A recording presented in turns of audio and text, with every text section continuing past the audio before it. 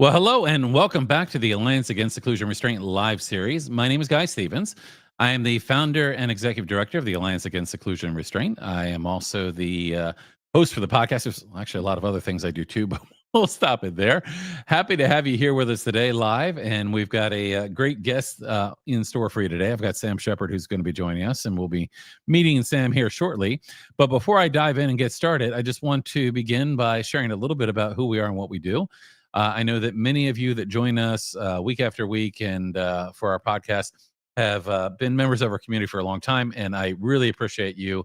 Really appreciate your involvement. But for those of you that might be joining us for the first time or have heard about us recently, the Alliance Against Seclusion Restraint is a small Maryland-based national nonprofit. We do a lot of work around restraint seclusion, of course, but it's really about reducing and eliminating punitive and exclusionary discipline, moving away from outdated behavior management approaches, trying to end the school to prison pipeline, and helping to ensure better outcomes for children, for teachers, for staff, for families and communities. Always a pleasure to have you here with us today, and we've got again a good show in store for you. Before I get to our main topic today, a couple of quick announcements. One, we're in November; it's mid-November already. We're getting towards the end of the year here. And very shortly, if you've not already started hearing, you probably started hearing a lot of appeals for things like Giving Tuesday and supporting organizations and those doing work that those doing work that's important. And of course, the Alliance Against Seclusion Restraint is no different. We are always looking for support. As a small nonprofit, we really rely on support from donations and some of the work that we do related to other types of funding as well. But I just want to take a quick moment and encourage you, if you're a member of our community, to consider joining the Alliance.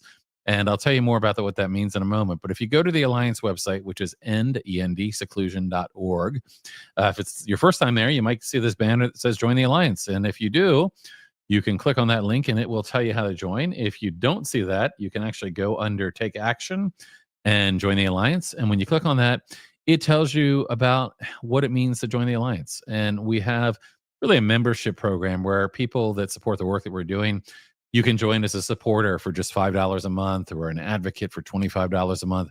We have several different options. We also have volunteer opportunities, sponsorships. If you run an organization or business that's related to what we're doing here, you want to become a sponsor, we'll actually share your ad on our podcast. That's something you can do as well. But when you become a member, what you're doing is you're supporting our work. You're helping us to bring this podcast to you. You're helping us to do things to support families that are in need or work with and support educators. So really important. And again, you can come to the website, learn more about that. There's different levels starting from just $5 a month. One of the things I've been doing recently is people join. I'll send you one of our cool 5 principles stickers, and it's a great way to kind of spread the word about what we're doing. So anyway, just want to encourage you, if you're able, to think about how you might support us and encourage you to join the Alliance and help us do the work that we are trying to do. So with that, let me go ahead and bring up our guest today. It's always exciting to have a special guest joining us, and today is no exception to that. I've got Sam Shepard joining us here, and Sam is the founder of 3DA, which is a nonprofit that advocates for individuals with developmental disabilities across the country.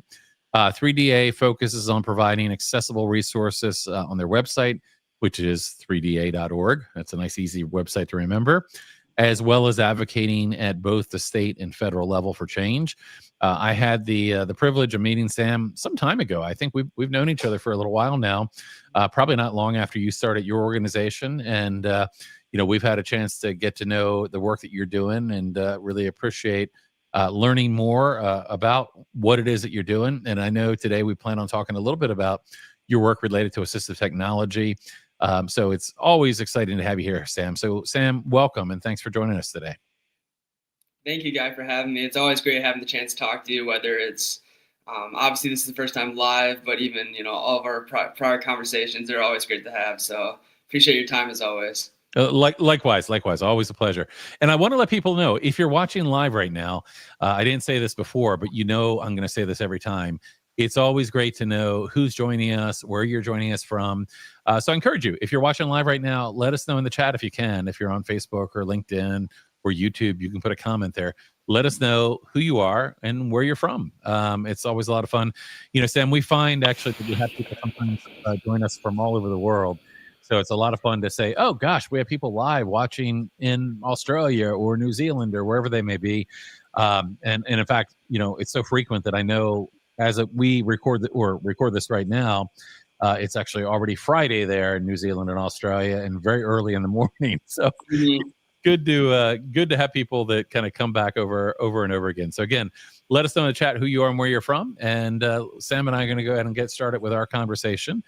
And Sam, I wonder if you would, for those that may not be familiar with your organization, 3DA, if you talk a little bit about your organization, what it is, why you started it, and tell us what you're doing. Yeah, absolutely. Well, before I forget, it's funny you mentioned Australia and New Zealand because I was actually just on a call, I think about 2 days ago, with some people in Australia with the AT organization. And it was 4 o'clock my time, and it was, I want to say, 9 or 10 a.m. their time the next day. So it's always, it just made me think of that because it's very recently. Yeah. Now, you said AT organization. I'm going to guess you're talking assistive technology, right? Yes. Okay. Yeah, and yeah, just a reminder, it's helpful because sometimes we start talking in acronyms and it's like I know. AT is so that's great. Yeah, well, we have already had a couple of people that have jumped in and said hello here. Someone here, my son uses an AAC, and it was a huge fight. Okay, from Massachusetts. I've got Andy joining us here from St. Paul, Minnesota. We've got Devin joining us from Connecticut. Looking forward to the discussion. Christina Keller saying hello from Cleveland, Ohio. And Rebecca joining us from Twin Cities, Minnesota. So we already have a number of people who have jumped on live, and hopefully one of our Australian or New Zealand friends will jump on too. So, I could say, look, see, we really do reach around the world. So anyway, why don't you go ahead and tell us a little bit about your organization, why you started it, and kind of what you focus on. Yeah, absolutely. So 3DA, as you kind of said, we are a nonprofit that advocates for people with developmental disabilities. And our two priorities are legal rights and assistive technology. Obviously, we talk about more of the assistive technology side today, but on the legal rights side, it's important just to have resources and advocacy for special education, self-advocacy. We have a lot of information on like past court cases and laws and current events, that kind of stuff.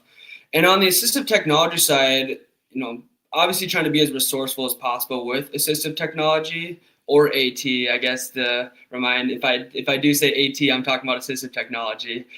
Please remind me if I keep rambling, but just saying AT. But yeah, it's really about having resources about AT, not just for general public awareness, but to have people help people meet their AT needs. Maybe they'll find an article or a video that we have on our website useful, and I could use something in this realm for myself or for my kid or someone I work with, that kind of thing.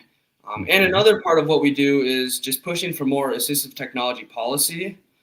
We had our first bill here in Arizona earlier in the year that really pushed for technology first and stuff like that. And trying to expand the work.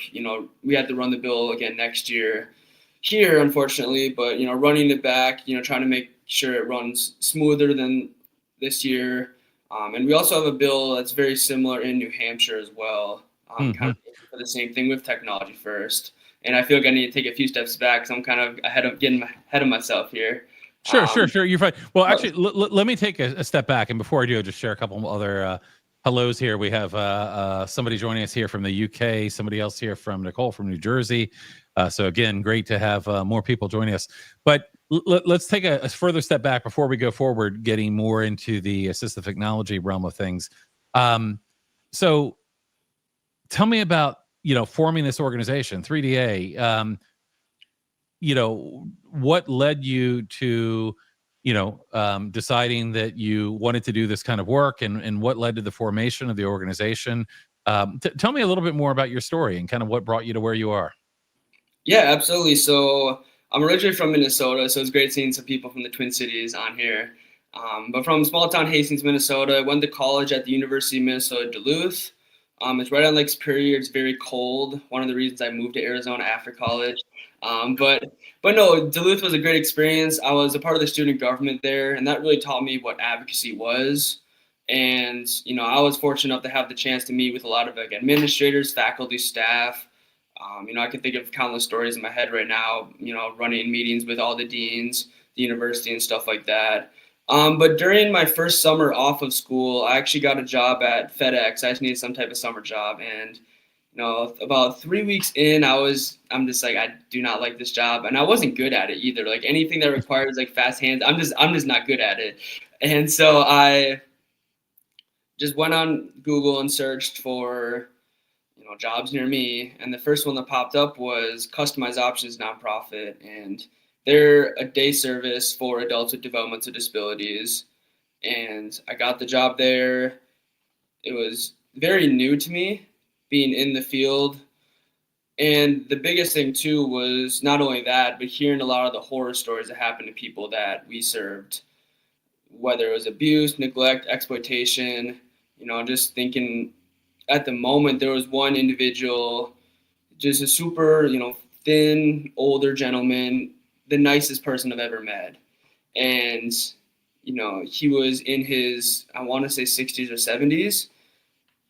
And he would have bruising on his legs from his group home staff and a lot of other horrible things that would happen to him. And there was a couple of days, I didn't work with him that directly that often, but there was one day in particular I remember where he asked if he had been good that day. Something that that was very appalling because he, as I said, was one of the nicest people. And the fact that someone in their 70s has to be put in a position to ask if they've been good, regardless of age, I guess. But that was one story in particular. I don't want to share all of them, obviously. But those things made me want to do something about it, and I didn't know what. And as I kind of touched on being involved with student government, my sophomore and junior year, I definitely got more and more involved where some of those more heightened experience happened, meeting with more administrators and the chancellor and things like that. And just working at this job more, I wanted to do something. I just didn't know what. I guess I was stuck in that funk of, figuring it out in college, I guess you could say.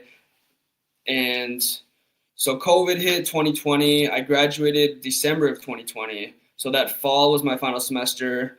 I was working as a direct support professional, but this time it was at a group home just in my hometown.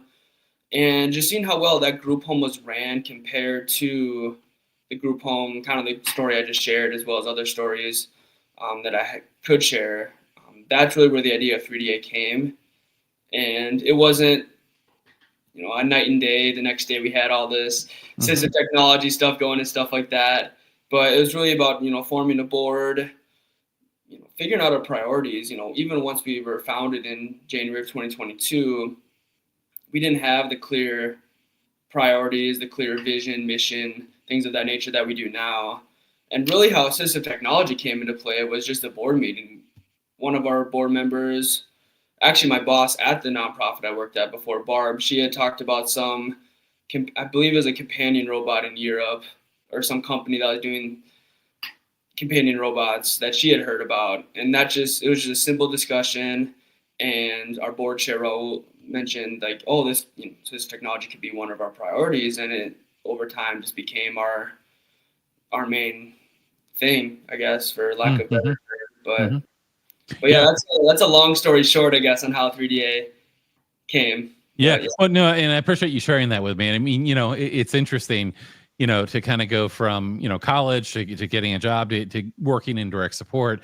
But, I mean, to be kind of blunt about it, I mean, not many young people, get a job and think, I want to go start a nonprofit. I mean, to be honest with you, like I didn't think before I started the Alliance, I wanted to start a nonprofit, but it's kind of where life led me. But I think that experience that you had kind of driving you to realize like, hey, there might be something we can do to make a change in the world to help people, I think is a really compelling story. And, from there, I know, the nonprofit began to form and you began to think about some of your priorities.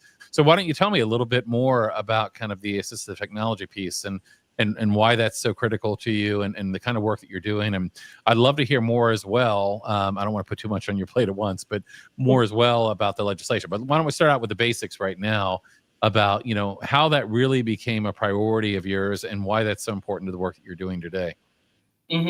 Yeah, absolutely. So it was probably 2 years ago where that board meeting discussion came about that I had mentioned. At the time, I had on our board meeting agendas, I would have like an open discussion kind of just thing in case anyone wants to share anything they've seen. Actually, I'm to correct myself. It was like what did I call it? It was something related to like trends in the field or something that I had where it wasn't really required for people to say, "Oh, I found this and this," but sometimes people just share, like at Barbara shared about the robot. So that was kind of an open slot for that at the time, and it was very helpful because obviously that became a priority.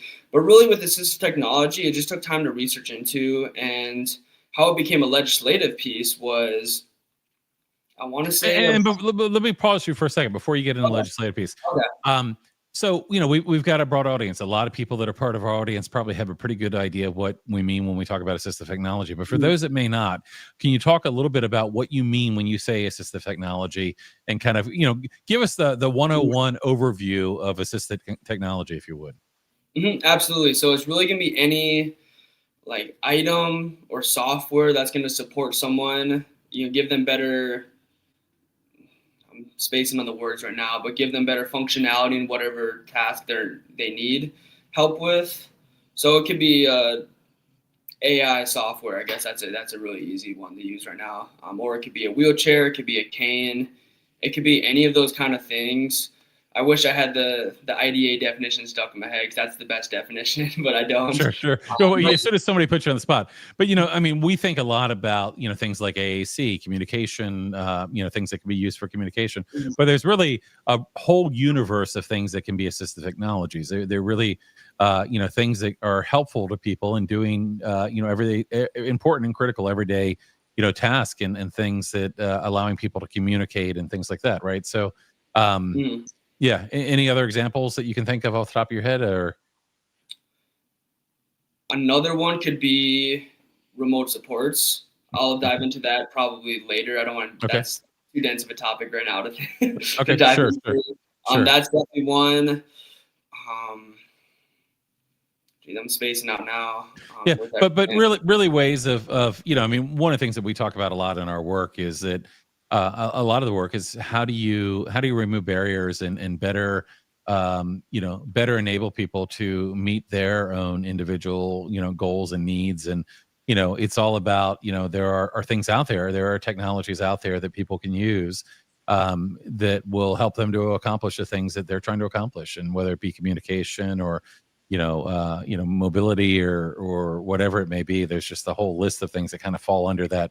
It's really easy. We often, again, think about things like, communication, like AAC devices, augmented alternative communication devices and things like that. But there really is a whole world of things that can be assistive and being supportive of people kind of, living and thriving in their communities. So how did that really become, I mean, I know about the meeting, but, as you took a deeper dive into all of that, how did you really become to realize like this is really important and we need to make sure like that people have access to these things? So I'm assuming that's part of what drove some of the legislative efforts. So tell me a little bit more about that, and if you would then maybe dive into some of the legislative pieces around this as well.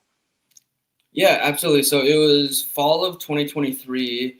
I just started reaching out. I mean, regardless of specific area, I'd reach out to different organizations to learn about what they're doing, if there's any possibility of working together. Nowadays when I do that, there is more like direction and action with it. I think at that time it was more so just general inquiries, just trying to learn more.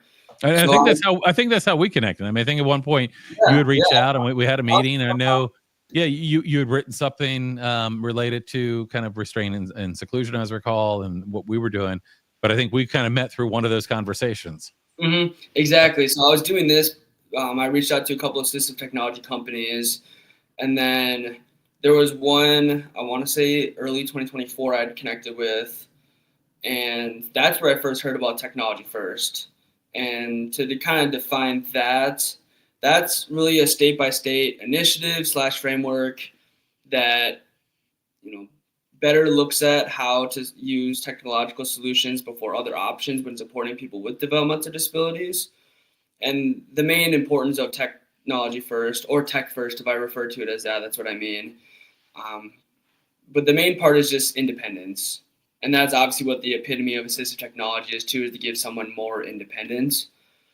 Another area where technology first is very beneficial is helping with caregiver or staffing shortages or burnouts, depending on the situation. And then the other part is that it's going to be cost effective using technological solutions versus just relying on, whether it's caregivers or, staff. And obviously you probably know too how there's just a staffing shortage with DSPs and those kind of similar roles nationwide. Obviously severity depending on the state itself. But that's just one way how technology first can be. That's kind of the benefits of technology first. And it really varies by state. With Ohio, they're very literal about the term technology first, where in their state policies, every person with a developmental disability that has a individualized service plan or ISP. Sorry, I'm just throwing all these acronyms out. I appreciate you pausing and oh my God, I just stopped myself. But every individual with the individualized service plan in Ohio has to be considered for remote supports.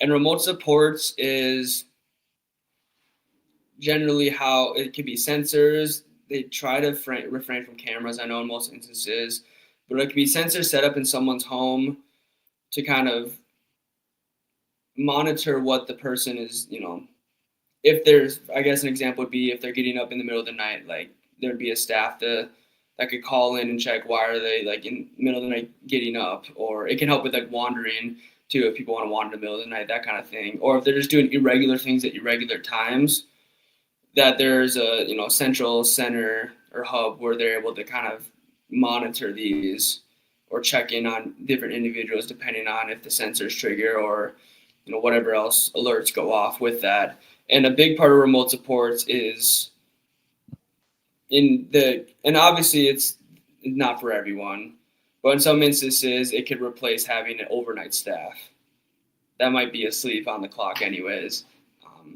So things like that is what it can do. But I guess to kind of back up, that's just one thing Ohio kind of, they directly mean technology first in terms of they have to look at that before other options. Not like everyone's using remote supports, but they have to at least consider it. Yeah. And I mean, I would think that part of the, part of the goal with that is really supporting more independence as well. So rather than requiring, staff, if the technology is able to help you live more independently and reach the goals that you might have, I would think that would be a big part of something like, kind of remote, remote supports is really providing a greater level of independence for people with disabilities as well. Exactly. And that's just one example of technology first being implemented. I know in some places they think that's all it is, which is definitely more than that. It's really looking at any technological solution. A big part of this is waivers. And with Medicaid, the state Medicaid program has to basically design the strategy and the plan for the waiver and then get it approved through the CMS at the federal level. And that's kind of where the remote supports comes into play, is having a waiver specifically for remote supports or other assistive technologies where they're actually able to use the funding for the remote supports. Otherwise, it's either an out-of-pocket expense or it's just not happening. So in theory, and I'm just asking this, but in theory, are looking at assistive technologies, looking at remote support, is this a way to reduce costs while increasing independence? I mean, would that be a hopeful goal of it? I mean, and yes, obviously, it's definitely the intention is independence, cost effectiveness, and then it also can help with the DSP turnover or caregiver burnout as well. Gotcha.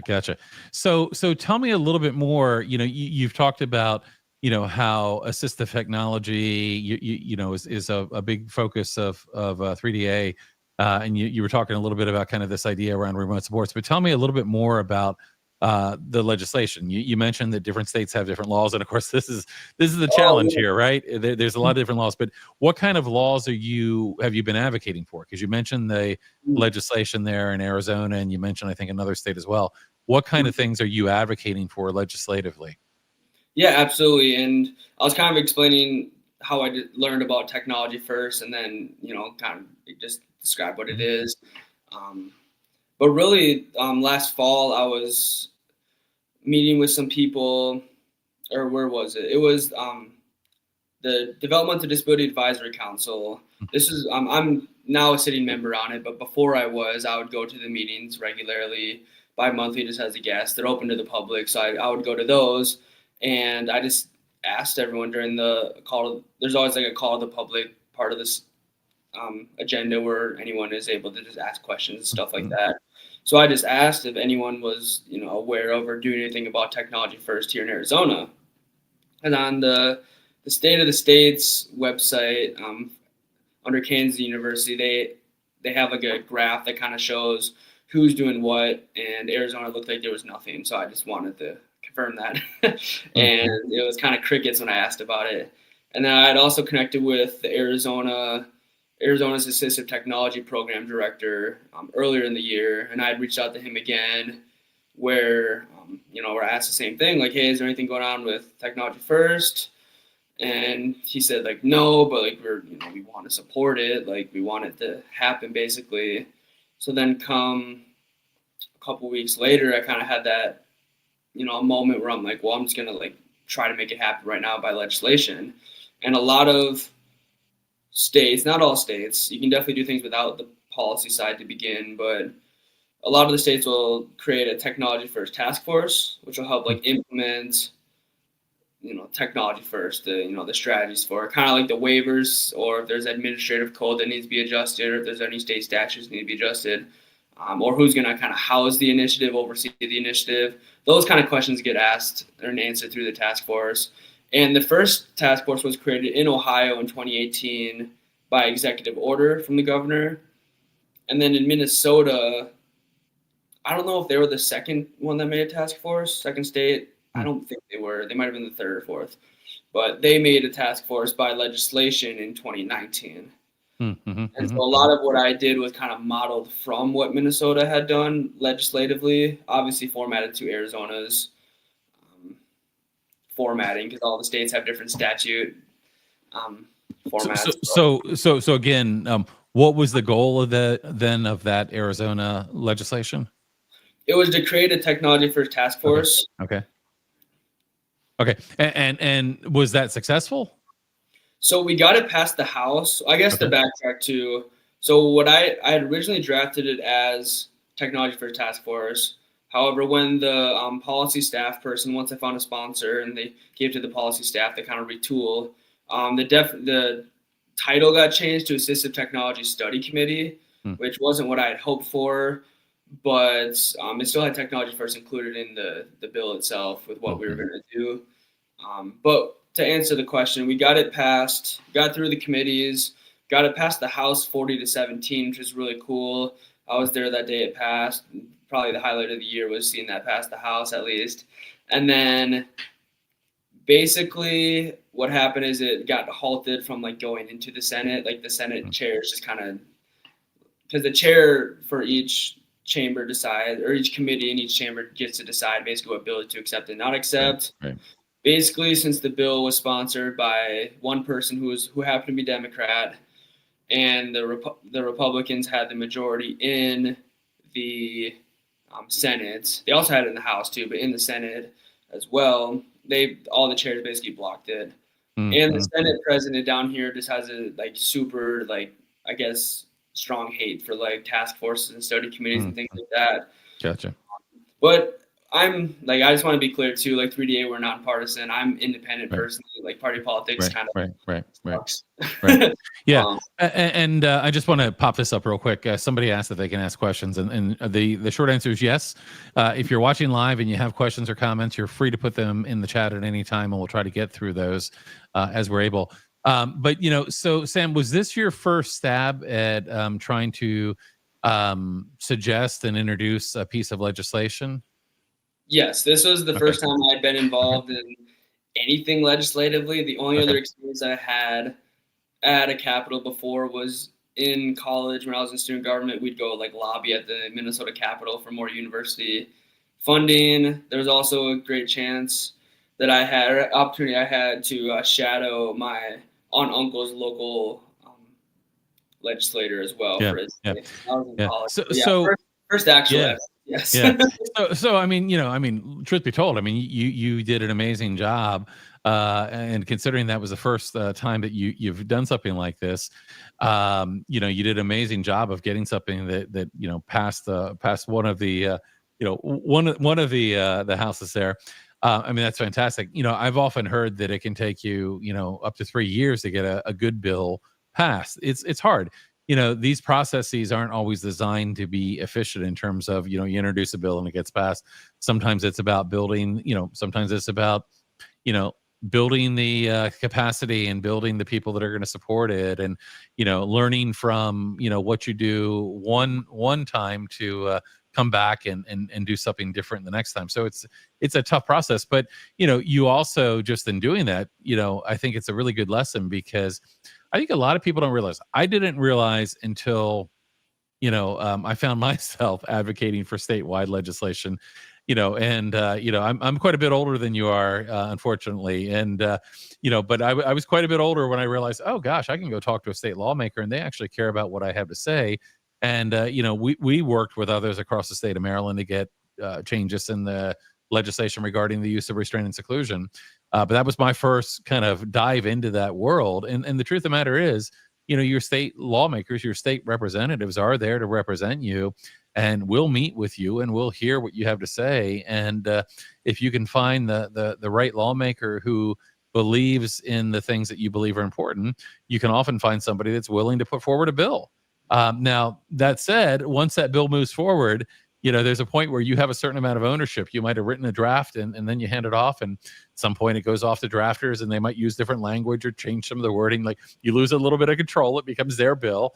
But at the same time, there is a real process there, and it's important. I mean, if people engage in that, that's how change happens. And I'll tell you, change at the state level is much more accessible than change at the federal level. Getting a bill through the federal government can be really, really difficult. But again, your state lawmakers, they are there to serve and support people, and it really is a good process. So I'm sure you learned a lot just in that first that first intervention that you had. But let me pause for a second. We have a couple of questions that have popped up here, so let me get to these and then we'll continue on. Do you have a long-term financial sustainability plan, endowment, partnerships? So I'll let you answer that, and I can answer for myself as well, because I would love to have an endowment. We don't at the Alliance. Being a small nonprofit is not an easy thing, and finding the funding that you need to do the work that you need can be really difficult. Applying for grants and looking for donations. But in terms of 3DA, can you do you guys have a long-term financial sustainability plan? Do you have partnerships or an endowment or any of that supporting your work? Yeah, so we don't have like an endowment or like any sponsors that kind of, or like financial sponsors, I guess that is. We do have like some individual donors, mostly like family and friends. We also don't have a lot of like the expenses. We don't have any paid staff at the moment. I still work at a restaurant full time while getting 3D off the ground. But we also recently started a membership program that either goes for $250 a year or $1,000 a year. That's just to help get, not just donors, but get people involved with the work that we do with 3DA, whether it be volunteering or just, part of our, I don't want to say community because that term is very overused in nonprofit space, but, just being a part of 3DA, I guess, just for lack of. Right. Got another question or comment here from Andy. Do you worry at all that technology first makes it harder for people who may benefit from relationship-based supports than technology-based supports? So that's a great question. Certainly there may be some benefits to some of the technologies that are out there in terms of supporting people's individual needs and their, supporting them being able to do the things that they want to do. But I think this is a really good question, that there may be people that aren't going to benefit as much from technology as they would from another human being. So do you have any concerns about that? Well, since technology first is really a person by person basis, I'm not going to say it's not a concern, but it definitely isn't I don't think it's the strongest concern. It's not like everyone's just going to, someone that wants or needs technological supports of some sort is just going to be like given all this stuff and just isolated from everyone. I obviously understand the concern. I've definitely heard that before as well, in terms of like, oh, well, more tech lead to isolation and stuff like that, which Mm-hmm. depends on the circumstance. But I definitely think that question is always important to ask, but I don't think it's like a super large concern in terms of the entire scope of technology first. Gotcha. It's an interesting world that we're in right now. And, I was listening to a podcast on my way in this morning and some discussion about artificial intelligence. And, there's a lot that's happening right now. And, I'm sure that there are a lot of things that will lead to tremendous, breakthroughs and, things that may improve people's lives. But there's also that counterweight of things that, may have good intentions that don't serve things as well. So, I mean, it's always, kind of figuring out what that balance is. I think that's a great question, Andy. Certainly, it's something I think we have to be mindful of, with any, new technology or evolving technology. Sometimes the technology gets ahead of kind of really the thoughts about, like ethics and, how it may support people's needs. And, so sometimes I imagine there's a point where, you want to move in a direction, but you got to slow down a little bit and really explore the impact. So great question. That legislative piece, of course, you move forward. It didn't go through. So I know what that means. What that means is you go back and you say, okay, well, where did we end up? What do we need to move forward? And you often try to get the bill moving again in the next session if you can. Do you have plans along those lines, or what are your plans to continue to try to advocate for that? Yep, the plan is to rerun the bill next year. We're still finalizing those exact details of that bill. We obviously have a little bit of time on our side this year. It's funny because last year I remember I drafted the bill like the first week of January, and I somehow got my local representative to respond to me and support it and be the sponsor and get it as far as we did. Almost like a kind of like turning in your homework at 11:58. Almost with getting, I mean, not that tight of a deadline, because there was once, at least in Arizona, once the session starts, it's not until like I want to say second or third week until the bill like shut off is for so many bills. But it was still pretty last minute in terms of how far we got. And part of that this year is preparing just a lot of the little things that I wish I would have done more, like getting more stakeholder feedback on things, or having more people give testimony in committee, because I was the only one that gave a testimony in committee about the bill. But now it's like, let's get some AT users involved. Let's get people that work in the field involved with it to talk about the importance of tech first. Yeah. Tell me more about that, because that's exactly where my brain was going. I want to ask you is, how do you involve people, at the organization at 3DA, when you're working on things like this? How do you involve people with lived experience? How do you involve individuals with disabilities? How do you involve people that are using assistive technologies?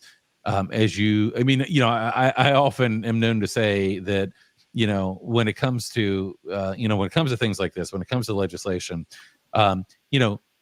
you or I can go and we can advocate for a bill, and that can be really helpful. But I think the voice of lived experiences is always the most important voice in the room.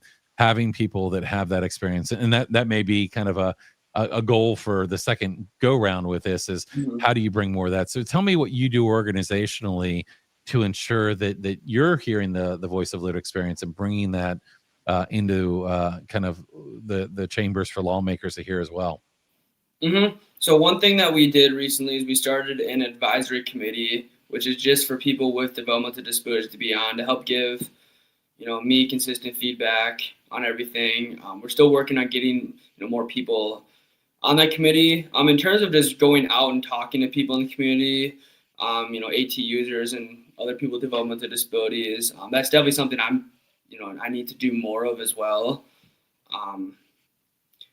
But yeah, I think that's the best answer I have. Is I'm still trying to figure out how to go out, and because it's easy to do everything remote and just we're right here remote in 2 different spots and things like that. But that's something I'm trying to do a better job at myself, is being more sociable out there in the community, listening to people, not even, having some type of event would be great out there to just get feedback from people, not open house kind of thing. But that's just something I need to continue developing more.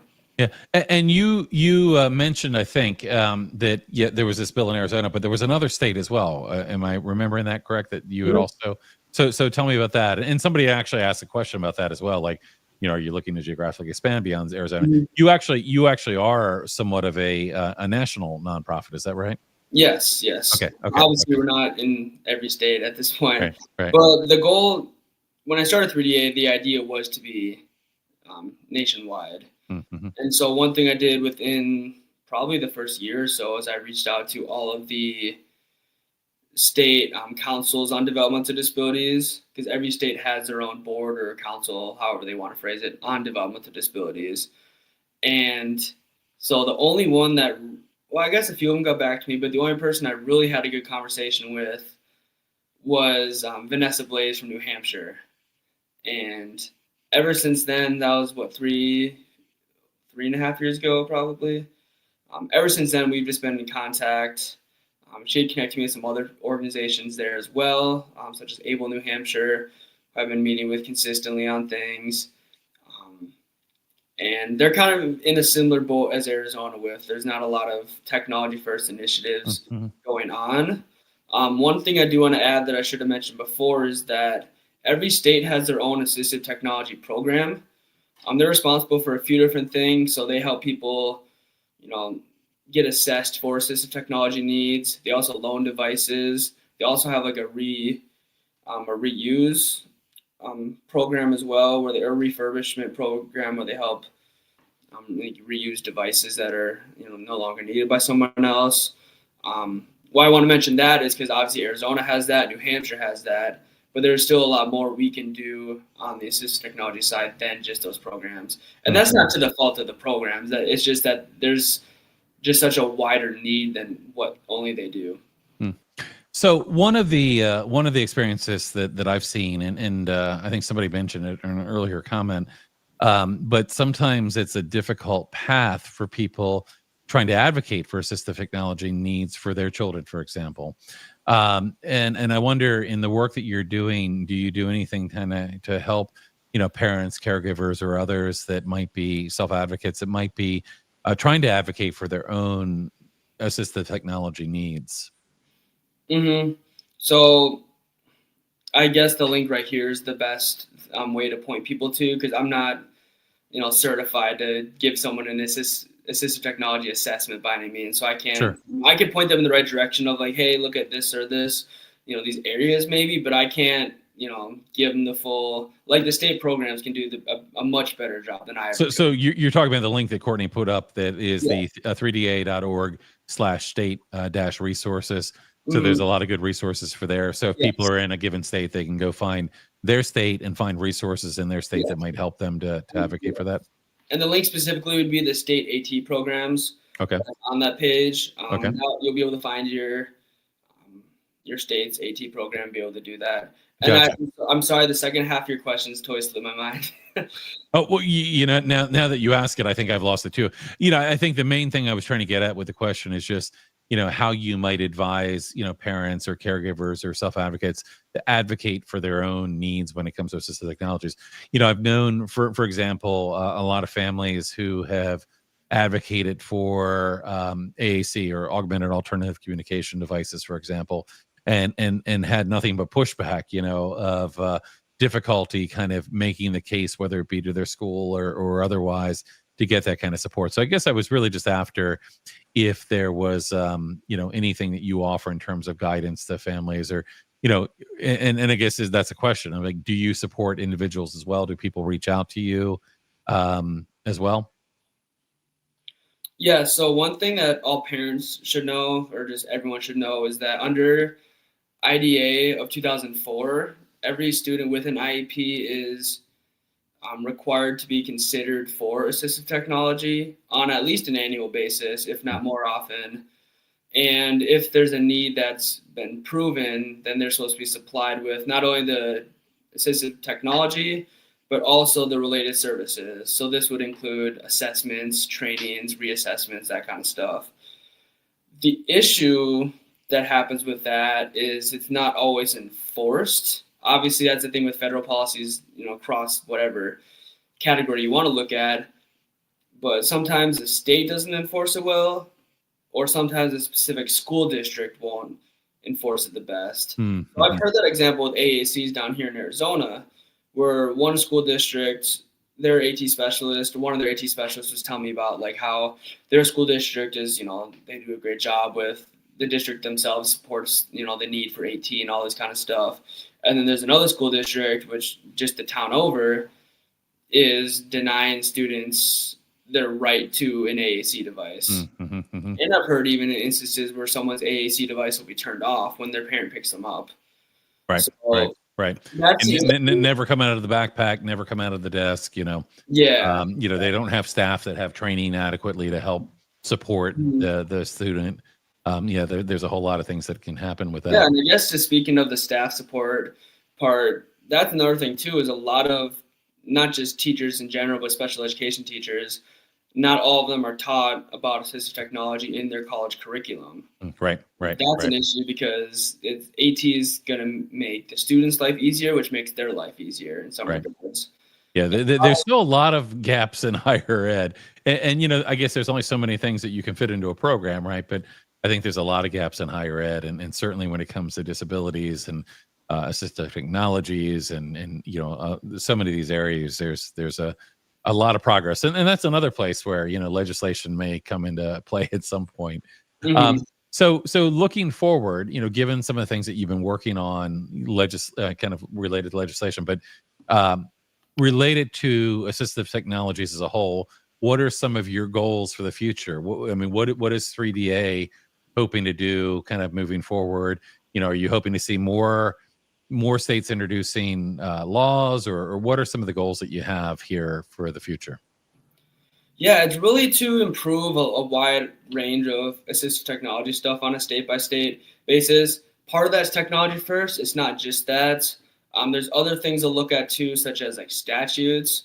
Obviously, under federal law, states are supposed to already be abiding to, kind of what I talked about, the assistive technology in classrooms. So kind of looking at what state statutes need more of that AT usage, or what part of Department of Education needs to be, enforcing or pushing for more AT in the classrooms, in a positive way, obviously that is.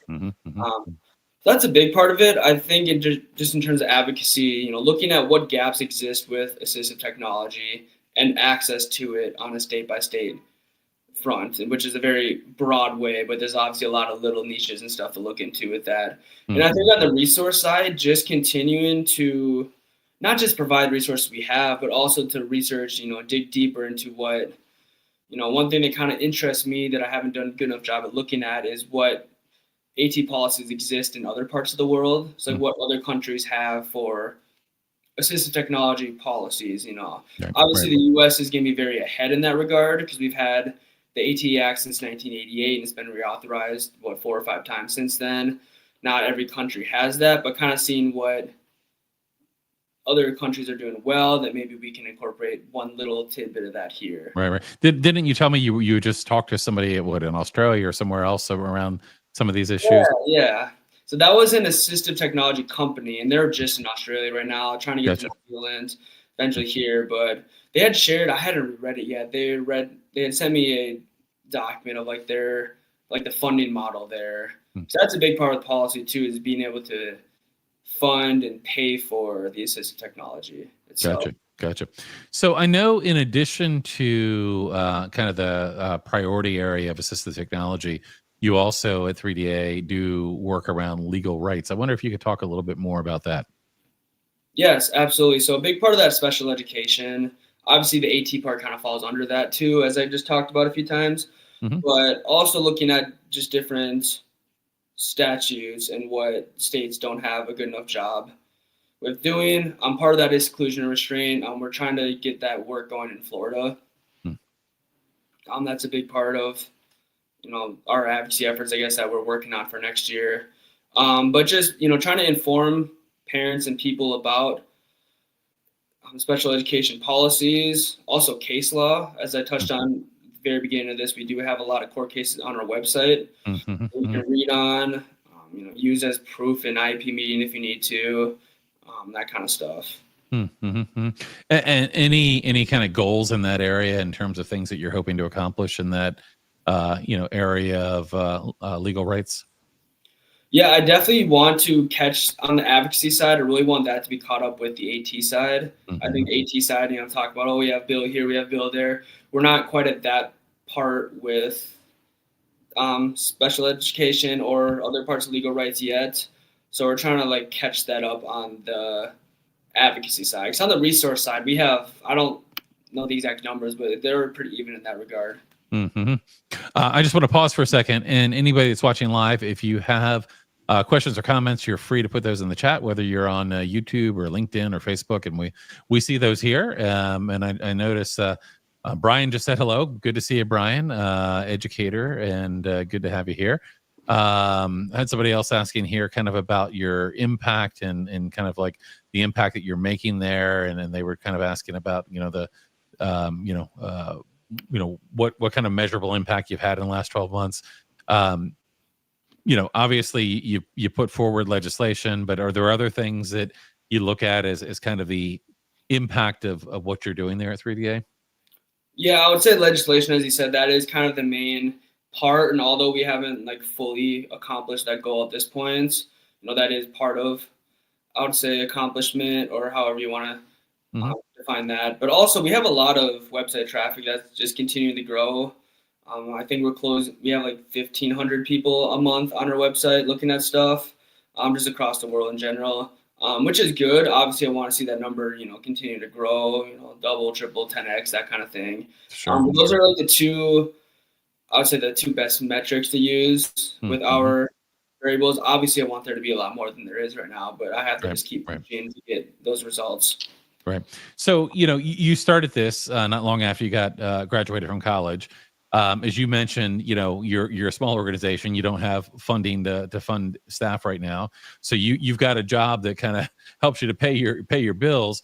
And this is something you're really passionate about. I mean, there are not many people that I know that are your age or even much older than you that are running small nonprofits kind of on the side of all the things they're doing. This is something that takes a lot of time, a lot of energy. What keeps you coming back? What compels you? Because this is, again, I mean, I really appreciate that this is something that, you've kind of been on a mission to do and has been important to you. And I'd love to see, 3DA grow and, that you're able to kind of support, not only yourself as a staff member, but hopefully grow to support a team. What keeps you going here, and what's your hope for the future? Yeah, well, our mission statement is giving a voice to every individual with a developmental disability, and I feel like we haven't accomplished that yet. So that's definitely what brings me back, is we haven't, impacted every life that we've been, that we're able to at this point. So, and that's something that I'll take my whole lifetime to accomplish, but I'll, fight like hell to make that happen. So that's really what brings me back. And obviously the priorities and things have their own little logistical things too, but that's the biggest picture to look at. Gotcha. And have you looked for opportunities for grants or other types of funding that might help you to do, projects at a state or local level to continue to increase the accessibility of assistive technologies? It seems like there should be, I mean, I think about this hypothetically, and it seems like, gosh, there should be dollars out there that people would be willing to, invest in the future of people. Have you had any luck, or have you done any exploration in that area? Yeah, we've looked at grants. We've had multiple interns that have helped look at grants. It's hard. It's hard. I mean, trust me, when it comes to grants, I mean, I've never been told no so much in my life. You think you're making progress. You're like, hey, let's apply for this grant. And you put a whole lot of effort into it and only find out that, they wanted a bigger organization, a smaller organization. I feel like it's never quite the right match, but it is something that can be pretty time consuming. Talk to me about interns. So, you're a small organization, but you've supported some interns over time. Do you have a kind of an active internship program if people are interested in getting involved? Yes, so we do have an internship program. All of our positions are like volunteer roles. So they're only doing 10 hours a week for 12 weeks. We have a spring group, which I actually just finished hiring for, which is exciting. And then we have a summer group, and then we have a fall group that's concluding this week. So they go 12 weeks. We have different positions. So we have a legal rights position that's basically like the pre-law type position, or people that are in law school. So they research court cases, they do policy research, that kind of stuff. We have an assistive technology research position where they research different AT related stuff. We also have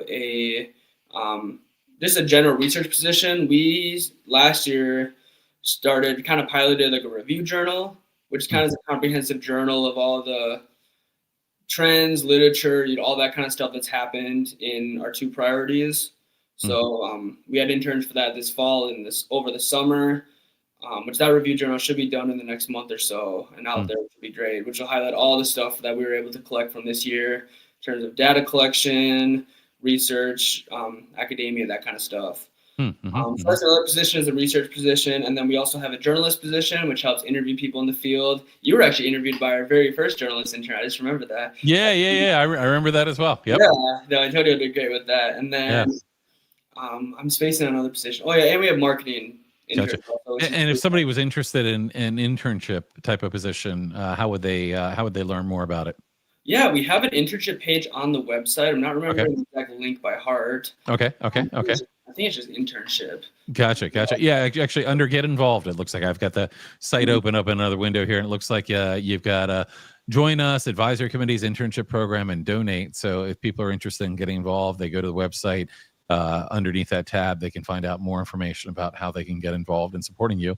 Are there other ways that people might support the work that you're doing? Yeah, I mean, as we were just talking about, donating is always helpful. Even contacting us if you have, questions. I don't care if it's a big question, a small question, something I can answer in a minute, something that'll take me a week to think about. Please reach out on the Contact Us page. It's always good for myself and for 3D8 is for us to connect with more people, regardless of where you are in the world or country. Definitely just contact us. See how we can help. See how we can work together. We've done some collaborative stuff with different organizations on our website for videos or interviews for articles, that kind of stuff. We really just want to help promote people that are in the same scope of work that we are, and just really work together to positively, change the world, because we're all in this together. That was cliche, but we're all in this field of work to make a difference in it. So I think the more people together, the better. Gotcha. Well, and I just brought up your website, just kind of scrolling through it so people can go check it out. And of course, that's 3da.org. So easy to remember. Nice short address too. You don't get many of those anymore. But here you can come and learn. You can learn about the legislation, which is great because people that are looking to bring bills forward in other states, you can come look at what they've done. But there's lots of information here, as I mentioned, underneath the Get Involved. You can find out information about making donations or joining their internship program. So definitely check them out. A lot of good content as well. I know the articles that you guys have produced. So just encourage people to go and check you out and learn more about what you're doing. So with that, we're kind of reaching the end of our time here, and just want to give you an opportunity if there's any final thoughts or words you want to share with our audience here. Anything about what you're doing, or anything just inspirational. I mean, I'm I got to say, Sam, I mean, I'm inspired by your the time and commitment that you put into this. Again, you kind of started this after an experience, and this, as you've said, is about changing the world. You could just be focused on a job making lots of money, and that's one thing, but to be where you are and thinking about how you can make a difference in the world, I really respect that. I think it's really needed. So any final thoughts you want to share with us as we wrap up today? Well, thank you for that. I really appreciate that. I don't know if I have any last thoughts. I kind of touched on the donate or contact us. But yeah, I guess just to emphasize, feel free to reach out, contact us. I'm also on LinkedIn. I just want to make as many positive connections that can be impactful. Just to learn more, go to 3da.org, as Guy just showed. The website is a bit of a layout there. We have over 250 articles that you can read. You can get lost in different loops, I'm sure, in that. But feel free to just go on 3da.org. Contact us if you have any questions. I'm sure there's a lot of questions after this, which is good. I just want to thank everyone for watching today. I really do appreciate everyone's time and just energy And the questions that were asked during this as well is great, and all the greetings from all over the world is amazing. So just thank you all again for this chance to speak before you all.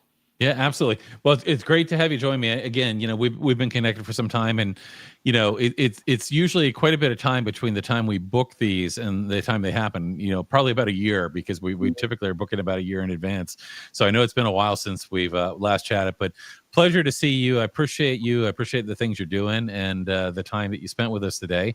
We're going to go ahead and wrap up and say goodbye to everybody and thank them for joining us. I want to ask you if you would to stick around for one more second here after the show. I just want to give you one more thank you. But for those that were watching live, again, you know, huge thanks to you. Appreciate you being part of our community. Appreciate you coming here and supporting the work that we do. I encourage you, you know, become a member, you know, join, donate if you're able. But thank you all for being here. So with that, we're going to say goodbye. And Sam, just stick around for a second and we'll see everybody else next time. Take care.